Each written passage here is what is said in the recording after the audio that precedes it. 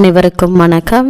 சிம்மராசினியர்களை பொறுத்த வரைக்கும் உங்களுக்கு கிடைக்க வேண்டிய பெயர், புகழ், திருமணம், தொழில், உத்தியோகம், செல்வம், ஆரோக்கியம், குழந்தை வரம், எதிரிகள் தொல்லை நீங்க தைப்பூசமான இன்றைய தினம் அதாவது நிகழ்ந்தது முருகப்பெருமானை இப்படி வழிபடுங்க. இப்படி நீங்கள் வழிபடுவதன் மூலமாக நீங்கள் நினைத்தவை நிச்சயம் நடந்தேறும். அப்படி என்ன மாதிரியான நன்மைகள் எல்லாம் ஏற்பட இருக்கு கிரக நிலைகளின் ரீதியாக இருக்கும் சாதகங்கள் என்ன, பாதகங்கள் என்ன, சிம்மராசினியர்களை பொறுத்த வரைக்கும் இந்த தைப்பூசமான இன்றைய தினம் கிரகங்களுடைய சஞ்சார நிலைகள் என்ன என்று பார்க்கும்போது இந்த கிரகங்களுடைய சஞ்சார நிலைகளின் காரணமாக உங்களுடைய வாழ்வில் மேலும் என்ன மாதிரியான நன்மைகள் எல்லாம் ஏற்பட இருக்கு என்பது குறித்தான முழுமையான பதிவு தான் இந்த வீடியோல நம்ம விரிவா பார்க்க போகிறோம். அதற்கு முன்னாடி தைப்பூசத்தை பற்றிய சிறப்பை பற்றி சற்று விரிவாக தெரிந்து கொள்வோம். தை மாதம் என்றாலே பூசம்தான் நம் நினைவில் வரும். தைப்பூசத்திற்கு அதிக முக்கியத்துவம் கொடுப்பது வழக்கம். மகரத்தில் சூரியன் சஞ்சரிக்கும் மாதத்தில் வரும் பூசத்தன்று ஓம் என்ற பிரணவத்தின் பொருளை போதித்த முருகப்பெருமானுக்கு விழா எடுப்பார்கள். அன்றைய தினம் உலகெங்கும் உள்ள முருகப்பெருமான் ஆலயத்தில் நடைபெறும் விழாவில் கலந்து கொண்டு வழிபட்டால் முன்னேற்றத்தின் முதல் படிக்கு செல்லலாம் என்பது ஐதீகம். ஒவ்வொரு மாதத்திலும் வரும் சிறப்பு நட்சத்திரங்கள், சிறப்பு திதிகள், அதற்குரிய தெய்வங்களை வழிபட்டால் நற்பலன்கள் நமக்கு ஏற்படும். நிகழ்ந்து கொண்டிருக்கும் ஜனவரி மாதம் 25ஆம் தேதி தைப்பூசம் உலக எங்கும் மிக விமர்சையாக கொண்டாடப்படுகிறது. முருகனின் அறுபடை வீடுகளில் 3ஆம் படை வீடு பழனி தண்டாயுதபாணி சுவாமி கோயில். பாலகனின் கோபம் காரணமாக ஒரு பெற்ற இத்தலத்தின் மகிமை சொல்லில் அடங்காது. அந்த தல வரலாறு பொதுவாக அனைவரும் அறிந்ததே. தனக்கு பழம் கிடைக்காத கோபத்தில் முருகன் கையிலேயே விட்டு வந்தமர்ந்த தலம் அல்லவா பழனி. சான்றோர் பலரும் அவரின் சினம் நீங்க முயன்றும் முடியாது போகவே பெற்றோரே இத்தலத்தில் பிரசனமாகி, முருகா நீயே ஒரு ஞான பழம்தானே, பழம் நீயே என்று அன்பொழுக கேட்க முருகனின் மனம் உருகியது. பழம் நீ என்ற ஒற்றை சொல்லில் முருகனின் சினத்தணிந்த இத்தலமே பின்பு பழனி என்று மருவியது. அது மட்டுமில்லாமல் இந்த உலகில் நட்சத்திரங்களையும் மாதங்களையும் அடிப்படையாக கொண்டு சில முக்கியமான பண்டிகைகள், உற்சவங்கள் கொண்டாடப்படும். உதாரணமாக ஆடி மாதத்தில் கிருத்திகை நட்சத்திரம் சிறப்பு, தை மாதத்திலும் கிருத்திகை நட்சத்திரம் சிறப்பு, ஆவணி மாதத்தில் அவிட்ட நட்சத்திரம் சிறப்பு. அதை போல திதியும் மாதத்தையும் இணைத்து சில பண்டிகைகள் உண்டு. சித்திரை மாதத்தில் சித்ரா பௌர்ணமி என்பது போல தை மாதத்தில் இந்த பூசம் மிகவும் சிறப்பு வாய்ந்த ஒரு விழாவாக கொண்டாடப்படுகிறது. தை மாதம் என்பது மகரத்தினுடைய மாதம், அதாவது சனியினுடைய வீடு. சனி பகவானுடைய வீடாக விளங்குவது மகரம். அங்கே சூரியன் இருக்கக்கூடிய காலம்தான் இந்த தை மாதம். சூரியன் வடக்கு நோக்கிய பயணத்தின் முதல் வீடு மகர வீடு. தை மாதமாகிய மகரத்தில் சூரியன் இருக்க, நேர் எதிர் மாதமாகிய கடகத்தில் மகர வீட்டுக்குரிய சனியின் பூச நட்சத்திரத்தில் சந்திரன் இருக்க, இந்த விசேஷமான பின்னணியில் கொண்டாடுவதுதான் இந்த தைப்பூசம். பூச நட்சத்திரமும் பௌர்ணமி திதியும் கூடி வரும் தைப்பூசம் விழா முருகனுக்கு எடுக்கப்படும் விழாவாகும். பூசம் 8வது நட்சத்திரம். எண் கணிதப்படி 8 என்பது சனியை குறிக்கும். சனி நீதி பரிபாலனத்தை குறிக்கும்.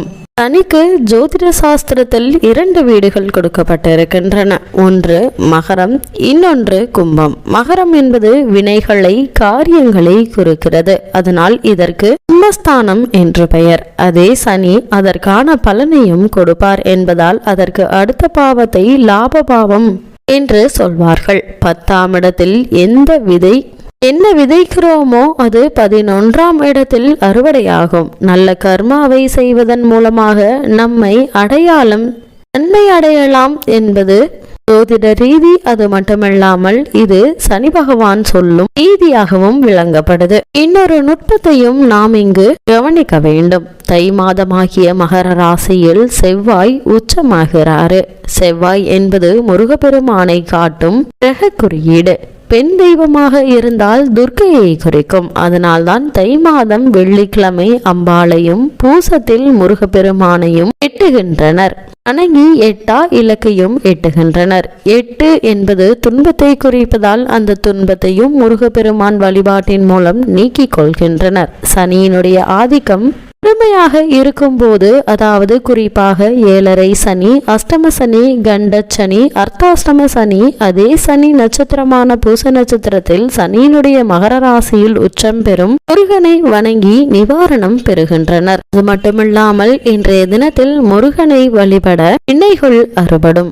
ஆற்றுப்படை வீடுகளை அறுபடை வீடுகள் என்று சொல்வார்கள். ஏற்கனவே தை மாதம் என்பது வினைகளையும் வினைகளால் ஏற்பட்டுகின்ற விளைவுகளையும் குறிக்கக்கூடிய மாதமும் என்ற தத்துவத்தை பார்த்தோம். பூச நட்சத்திரம் என்பது மனதை தூண்டும் ராசியான கடகராசியில் இருக்கக்கூடிய நட்சத்திரம் என்பதையும் பார்த்தோம். இந்த வினையும் விளைவுகளும் என்பது சக்கரத்தை போல் சுழன்று கொண்டே இருக்கும். இந்த கர்ம வினையின் சுழற்சியை விளக்கினால்தான் பிரதிமோட்சம் கிடைக்கும். கர்ம வினையின் சுழற்சியை அகன்று வீடுகள் இந்த படை வீடுகள் என்பதால் அறுபடை வீடுகள் என்றும் சொல்வார்கள். கூறான ஞானவேல் கொண்டு நிற்கும் முருகப்பெருமானை தைப்பூசம் அன்று அறுபடை வீடுகளிலும் வணங்குவதன் மூலம் தீவினைகளை அடியோடு அறுத்து கொள்ளலாம். மட்டுமில்லாமல் இந்த தைப்பூசமான இன்று பிரம்மஹத்தி தோஷம் நீங்கிய ஒரு நாளாக கூறப்படுகிறது. எல்லா சிவத்தலங்களிலும் தைப்பூசம் கொண்டாடப்பட்டாலும் நமக்கு உடனடியாக நினைவுக்கு வருவது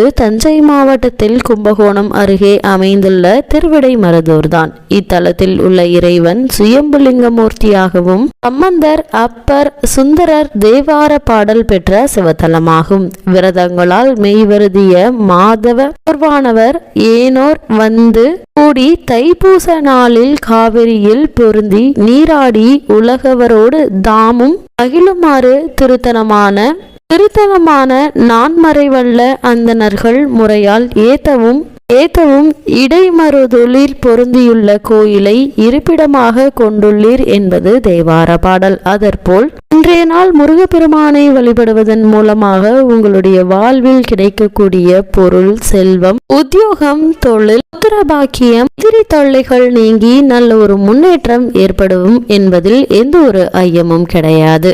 இவ்வளவு மேன்மைகள் நிறைந்த இந்த தைப்பூச திருநாளான இன்றைய தினம் முருகப்பெருமானை நீங்கள் வழிபடுவதன் மூலமாக என்ன மாதிரியான நன்மைகள் எல்லாம் உங்களுடைய வாழ்வில் ஏற்பட இருக்கு என்று பார்க்கும்போது, இந்த நாளை பொறுத்த வரைக்கும் உங்களுடைய ராசிநாதனான சூரியன் 6ஆம் இடத்தில் இருந்தாலும் கோல்சார விதிகளின்படி அது உங்களுக்கு நன்மையை தான் தருங்க. இதனால் எண்ணற்ற நன்மைகள் சூரிய பகவானால் உங்களுக்கு இன்றைய நாள்ல கிடைக்க இருக்குது. பத்துக்குரிய சுக்கிரன் தன குடும்பாதிபதியோடு சேர்ந்து 5ஆம் இடத்தில் பிரவேசிப்பதும் அவர் உங்களுடைய லாபஸ்தான் ராசியை பார்வையிடுவதும் நன்மையை தரக்கூடிய ஒரு கிரக சஞ்சாரங்க. அது மட்டுமில்லாம 5இல் சுக்கிரன் இருப்பதால் வீடு, வாகனம், ஆடை ஆபரண சேர்க்கை யோகமும் உண்டாகக்கூடிய ஒரு தருணமா இந்த தைப்பூச திருநாள் அமைஞ்சிருக்குது. 9ஆம் இடத்தில் குரு இருந்து உங்களுடைய ராசியை பார்வையிடுவதும் உங்களுடைய தைரிய ஸ்தானத்தை பார்வையிடுவதும் நன்மை தருங்க. இதனால் நீங்கள் மேற்கொள்ளக்கூடிய காரியங்கள் அனைத்திற்குமே வெற்றியை தரக்கூடிய ஒரு தருணமா இந்த தைப்பூச திருநாள் அமைஞ்சிருக்குது. சுப காரியங்கள்ல ஏற்பட்டு வந்த தடங்கல்கள், தாமதங்கள் நீங்கி ஒரு சிறு முயற்சியிலேயே நல்ல ஒரு முன்னேற்றம் ஏற்பட இருக்குதுங்க. குறிப்பாக புத்திர பாக்கியத்திற்காக இயங்கி கொண்டிருக்கும் சிம்மராசியினருக்கு புத்திர பாக்கிய யோகம் கிடைக்க இருக்குதுங்க. தொழில் மற்றும் வியாபாரத்தில் எதிரிகளால் முறியடிக்கப்பட்டு என்ன செய்வது என்று தெரியாமல் தவித்து கொண்டிருக்கும் சிம்மராசியினருக்கு இன்றைய தினத்துல முருகப்பெருமானை நீங்கள் வழிபடுவதன் மூலமாக எதிரிகளுடைய தொல்லைகள் நீங்கி உங்களுடைய முயற்சிகள்ல வெற்றி காணக்கூடிய ஒரு தருணமா இன்றைய நாள் இருக்கு என்பதை கிரக நிலைகள் மட்டுமில்லாமல் முருகனுடைய நிலையும் உங்களுக்கு உறுதுணையாக இருக்கிறது என்பதை கிரக நிலைகள் தெல்ல தெளிவாக உறுதியளிக்குதுங்க. அந்த வகையில சிம்மராசினியர்கள் தைப்பூச திருநாளான இன்றைய தினம் முருகப்பெருமானை நீங்கள் வழிபடுவதன் மூலமாக உங்களுடைய வாழ்வில் ஏற்பட்டு கொண்டிருக்கும் தடங்கல்கள், தாமதங்கள், பண விரயங்கள், அலைச்சல்கள் அனைத்துமே நீங்கி நினைத்தவை நிறைவேறுவதற்கான சாத்தியக்கூறுகள் அதிகம் இருக்கு என்பதை கிரக நிலைகள் உறுதியளிக்குது.